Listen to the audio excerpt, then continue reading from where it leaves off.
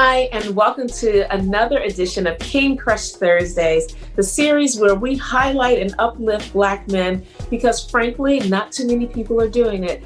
My name is Val Gay, and I am so thrilled to be in conversation with yet another king today, this week. Roger Lee, who is an amazing young man. He's an entrepreneur, he's a creative, he's an educator, he's an administrator, and so much more. And you can check out his bio below. I'm just so grateful to have him here. And Roger, welcome. Hi, thank you so much, Val, for having me, and thank you for doing this. This is such an awesome initiative. Absolutely. Thank you. So, Roger, as you know, we ask the same 6 questions to everyone because we're building a repository of questions and answers with the goal of perhaps having a young king who does not have a positive Black male role models in his life, that he could go to this repository and, see answers, same questions, different answers from so many different men, and perhaps find himself somewhere in there. And then similarly, for the young king who may be surrounded by positive Black men, he too could then come and get some answers and be inspired. And then finally, for the rest of us who are neither male or perhaps even Black, having an opportunity to get to know a group of people from this larger group, which I believe has been overall maligned and overlooked, undervalued, but yet I know the richness that's in our community. And so glad that you are contributing to this repository with this interview today. And I'd love to just get started with the first question, which is, what does manhood mean to you? To me, manhood is being yourself. It's being the person that God designed you to be, as being fearless in your decision-making. It's impacting your community and loving your family. That's awesome. Awesome. Excellent. So who and or what is important to you? God is important to me, first and foremost, and my family, I would say, second. There's nothing like family, right? They're there for you. You're there for them. You can count on each other all the time.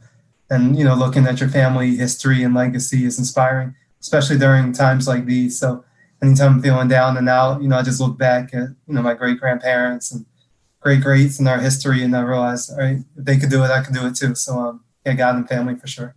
That's awesome. Excellent. How do you want us to see you, Roger? I want you guys to see me as a change maker. I've always been one to kind of push the envelope respectfully, but to question things, and especially if people say, well, this is the way it's always been done, or this is just how we do it.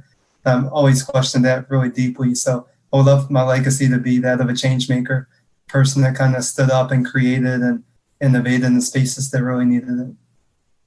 That's awesome. Awesome. Excellent. So, Roger, what is your epic dream? These are good. My epic dream is really seeing arts and culture space that's a lot more diverse and inclusive. And I feel like many people probably have had and, do have this dream. I want to see the arts reflect the folks who are in the audience. So many times, arts groups come out and they say, we're going to serve this urban community. And you look out in the audience and it's really diverse, but on stage it's not, backstage it's not, in the boardroom it's not. So I would love to see a world in the not so distant future to serve them. Awesome. Awesome. So I think you've answered this question implicitly, but I'm going to ask you explicitly. Roger, who are you? Yeah, I am a male. I am an artist. I'm an educator. I love teaching folks how to be the best version of themselves. So whether I'm teaching them dance or business or entrepreneurship, it's all about bringing out who they really are. That's awesome. Awesome. So we're at our 6th question so fast. So the question is there anything that I should have asked you that I did not, or is there anything that you wish I asked you that I hadn't? What did I miss? Something I wish you had asked me is, what's my journey been like as a Black male? And, I feel like I'm still at the beginning of it as a 30-something, prayerfully a lot more life to live. And I think that the journey's been rocky. I feel like you grow up and you're always told, you can do all things through Christ, and, life is easy and you just keep on pushing and you'll achieve everything you want to achieve. But that's not always the case, right? Life is messy. Sometimes you try your hardest and it's not good enough, or, something just doesn't work out the way you wanted it to. So, and it's been a bumpy journey, but it's definitely been a very rewarding one too. Kind of looking back at some of the losses, quote unquote, there were some best things for me and some of the wins weren't, right? So I'm starting to learn that life is not linear, that things don't always fit into a perfect puzzle, and that, what God has for you is always better than what you have for yourself. And I think as artists, we always kind of have our own game plan and we have an end in mind, but life isn't like that. And sometimes it works out the way you want, sometimes it doesn't, but, in the end, it always finds a way to work full circle, I believe. Yeah. That's great. Thank you for that. That's awesome. Well, that was it. There's one more thing I would like to say too, just a quick word of encouragement to all my men out there. This is a really, really trying time for us. And this has been going on throughout history, right? Systemic racism, but it's different when you're the one involved in it, right? So we look back at our great grandparents and we're like, oh, they were so strong and they could do this. And then it happens to us and we're like, oh my God, what do we do?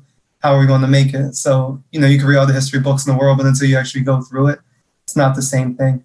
And I think the place in the world history, not just American history, where Black men really need to come together.